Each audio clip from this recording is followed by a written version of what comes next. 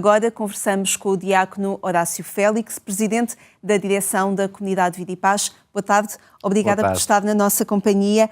Convidava-o a olhar para uns números que são os últimos, não sendo os mais recentes, mas que davam conta de cerca de 10 mil pessoas em situação de sem-abrigo. Dizem que estes números são desatualizados e que é necessário olharmos novamente para esta realidade a nível contabilístico, bem entendido. Perguntava-lhe pela experiência que tem da Comunidade Vida e Paz, que diariamente saem à noite na cidade de Lisboa.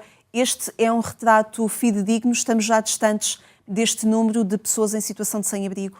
Sim, embora esse número reflita pessoas em situação de sem-abrigo, ou seja, que estão nas ruas e pessoas sem teto, que não é exatamente a mesma coisa. De qualquer forma, a experiência que nós temos da cidade de Lisboa é de um aumento significativo nos 2 últimos anos, especialmente, com desafios diferenciados, nomeadamente relacionados com a migração, com o aumento de pessoas em situação de adição de substâncias psicoativas e do álcool, o que tem agravado claramente a situação das pessoas que infelizmente estão na rua. Com consequências na saúde mental. Essas adições mostram consequências da saúde mental. Sim, geralmente o consumo de substâncias psicoativas ou álcool acaba por desenvolver problemas ao nível da saúde mental. Por isso as pessoas ficam tantos anos nas ruas, por isso é tão difícil retirá-las das ruas, porque têm situações vivenciais muito complexas, histórias de vida muito problemáticas e uma sensação grande de abandono.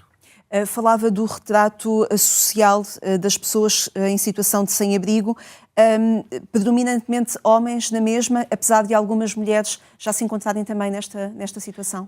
Infelizmente, o número de senhoras que estão na rua tem aumentado, acrescido de algo que é uma preocupação muito grande, que são senhoras grávidas, com tudo aquilo que envolve em termos de acompanhamento da pessoa, quer do ser que está a ser criado no útero. Este dia para a erradicação da pobreza apresenta este ano como tema acabar com os maus tratos sociais e institucionais, atuar em conjunto para sociedades justas, pacíficas e inclusivas. Este tema remete também para uma dimensão oculta da pobreza. Quem procura a Comunidade de Vida e Paz, concretamente também aquilo que percebemos dos fenómenos da pobreza atuais, pessoas que têm em casa mas que não têm o que comer, ou pessoas que trabalham, mas cujo ordenado não permite fazer face a todas as despesas, são formas também ocultas de pobreza que a Comunidade de Vida e Paz vai enfrentando? Sim, temos detectado que cada vez essa realidade é maior. Muitas pessoas vêm às nossas carrinhas buscar essencialmente a ceia, têm de facto um teto, mas já não têm capacidade financeira para suprir as necessidades alimentares. Também detectamos muitas pessoas que até estão na rua, têm emprego, mas que não conseguem habitação, porque os preços da habitação de um simples quarto estão a preços exorbitantes em relação àquilo que é o rendimento das pessoas. De qualquer forma, gostava de referir, a nível das políticas públicas, uma sensação de abandono que nós, instituições, também sentimos. E dou alguns exemplos.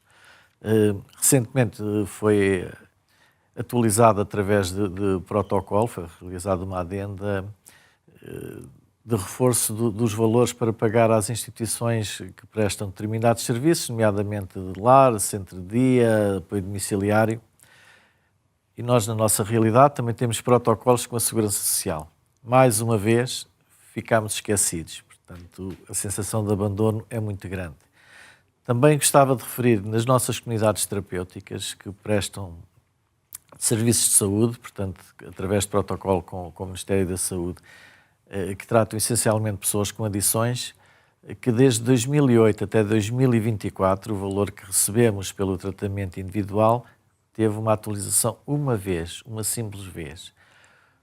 O que a juntar ao aumento de pessoas que estão com adições muito graves, especialmente nos últimos tempos, se tem conjugado com o fecho de camas por entidades que também tinham comunidades terapêuticas, devido à asfixia financeira a que fomos sujeitos.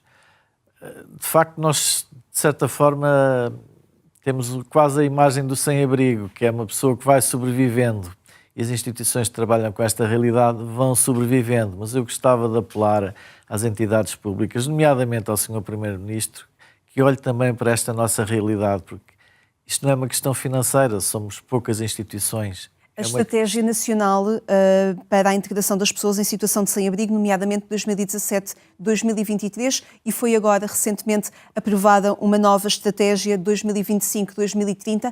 Que balanço é que fazem da anterior, nomeadamente no terreno, para conseguirem resolver os problemas que elenca, tendo em conta que já foi apresentada uma nova estratégia, se calhar com problemas anteriores ainda não resolvidos?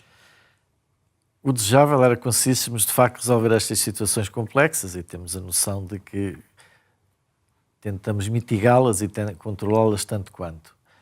A estratégia está muito centrada na questão da habitação, mas... O House Firsting, sim, por exemplo, que é uma das medidas sim, apresentadas também para a estratégia que vai começar agora, em 2025. Muitas vezes nós olhamos para a estratégia e vemos uma relação quase direta entre pessoas em situação de sem-abrigo e falta de habitação.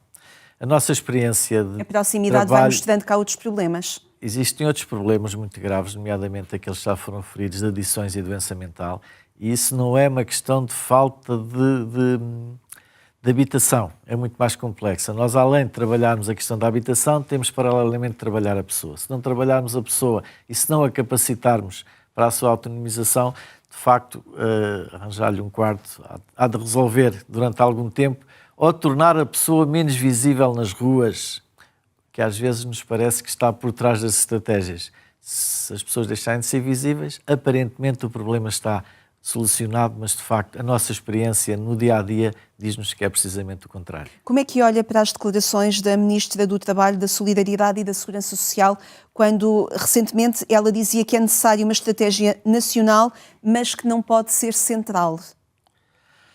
Evidentemente que uma estratégia central trata todos os problemas da mesma maneira. O fenómeno das pessoas em situação de sem-abrigo está muito centrado em Lisboa, no Porto e no Algarve. E todas elas têm contextos muito próprios, portanto, de facto, a proximidade e encontrar soluções locais é a melhor maneira, acaba por ser o princípio da subsidiariedade. E como é que essa proximidade e esse trabalho em rede vai sendo concretizado aqui na cidade de Lisboa? A cidade de Lisboa já por si é o sítio, digamos, mais complexo. Existem muitas entidades, felizmente, a trabalhar no terreno, muitas vezes é difícil a sua coordenação, para isso já existem formas de coordenação que melhoraram muito este âmbito, mas precisamos de facto de um trabalho, por exemplo, precisamos de mais albergues, ou espaços de acolhimento temporários onde as pessoas consigam realizar as suas necessidades básicas de alimentação e higiene e ao mesmo tempo começar a tratar do seu processo social, nomeadamente tudo o que tem a ver com a parte legal, que muitas vezes fica esquecida. E uma pessoa que tem, por exemplo, que já não tem documentos, não tem apoio médico, acaba por ser uma pessoa, um filho de um Deus menor. Pronto. E nós precisamos, de facto, trabalhar a dignificação dessas pessoas. Por isso é necessário que todos estejamos irmanados com o mesmo objetivo e que isso seja coordenado muito a nível local, porque é a forma mais fácil de chegarmos às pessoas. E sente que esses caminhos que elenca não estão devidamente reconhecidos nesta nova estratégia nacional que foi desenhada para 2025-2030? Como eu disse, esta estratégia está muito centrada na questão da habitação. Eu gostava que estivesse centrada primeiramente na satisfação das necessidades básicas das pessoas e na sua capacitação. Fica este desafio. Agradeço muito ter estado no programa Eclésia neste dia tão importante e que desafia a todos para nos dar conta da realidade que a comunidade Vida e Paz acompanha. Muitíssimo obrigada. Nós é que agradecemos. Obrigada.